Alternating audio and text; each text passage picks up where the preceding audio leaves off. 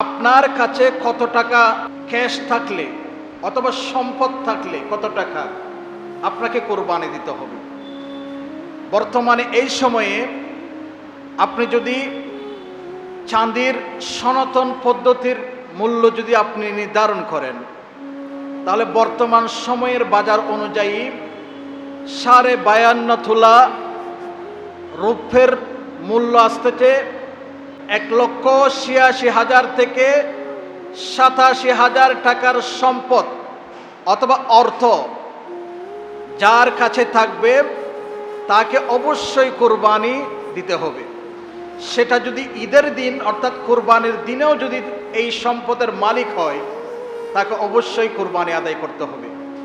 এখন প্রশ্ন করতে পারেন যে 1,87,000 টাকা অথবা 90,000 টাকা আমার কাছে আসে, আমি যদি একটা গরু ক্রয় করতে যাই তাহলে কমপক্ষে 1 লক্ষ টাকা লাগবে একটা গরু ক্রয় করতে, তো আমার অধিকাংশ টাকা তো ওখানে চলে যাচ্ছে। তো শরীয়ত কিন্তু আপনাকে গরু দিয়ে কুরবানি করার জন্য বাধ্য করে নেই।